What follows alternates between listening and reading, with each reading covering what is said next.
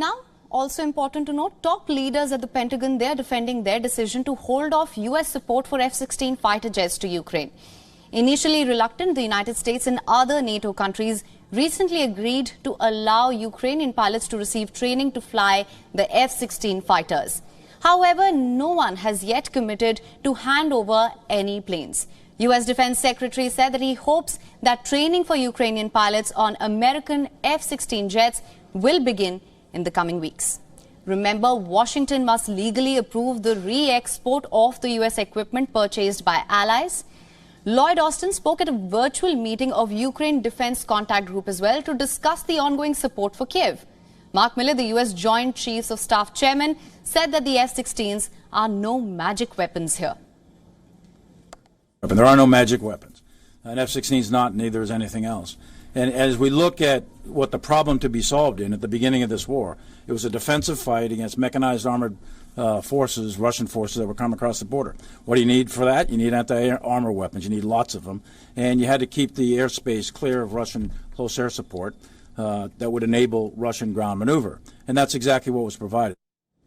Now, the United States also says that the F-16s will involve a huge cost and that the Pentagon made a cost-effective decision to supply Ukraine with other military equipment like ground-based air defense systems.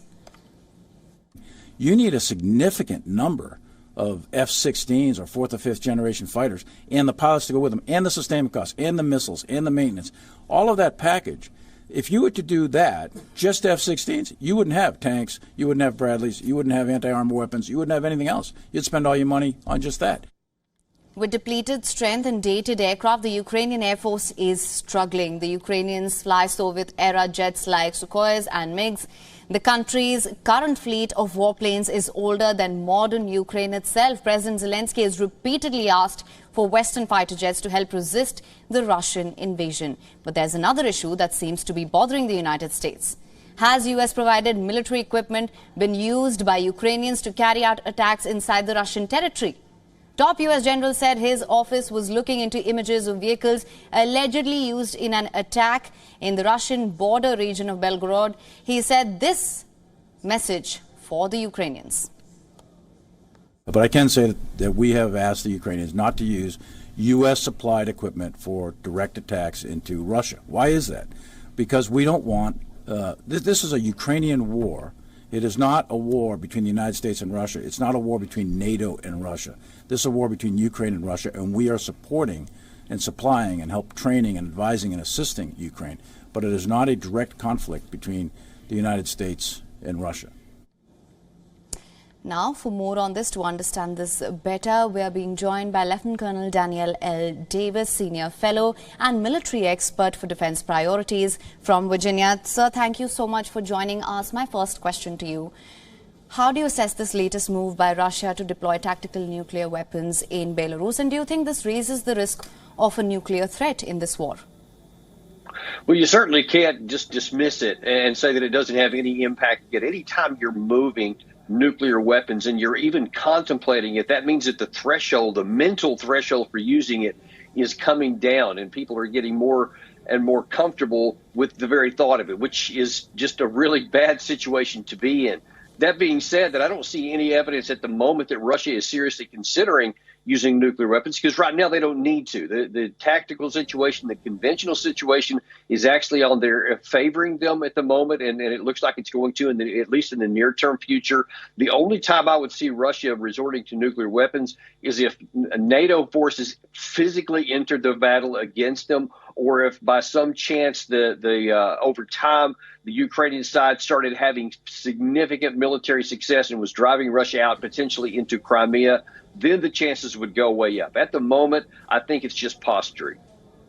All right, sir. Also, as I mentioned earlier, from what we understand, tactical nuclear weapons happen to be the least regulated weapons.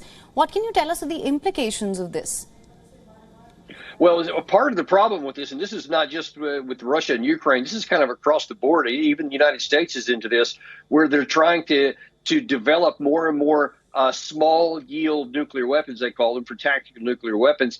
And the problem is that it makes it some of the countries, it lowers again the threshold of the use, because it makes people think, well, perhaps we can use these tactical nuclear weapons without triggering the mutual assured destruction of strategic nuclear weapons.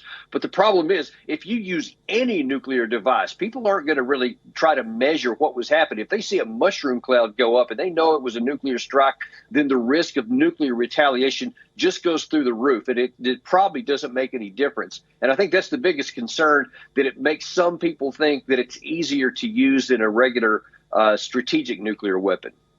Right. Also, on the other side, we see that the United States Pentagon officials, of course, are defending their decision to hold off support for the F-16s to be sent to Ukraine. How do you assess that, and how do you see that impacting the situation in Ukraine? What do you think is the role of the international community here? Yeah, I think that Chairman Milley really put it well earlier today, in addition to those sound bites you had a second ago, is that he pointed out that there are over 1,000 fourth and fifth generation fighters in the Russian Air Force. If you're talking a handful of F-16, they're simply not going to make any difference. They're not going to change the terms of the war. It's going to help Ukraine, because certainly they're better than the MiG-29s and the Su-25s that they've been using.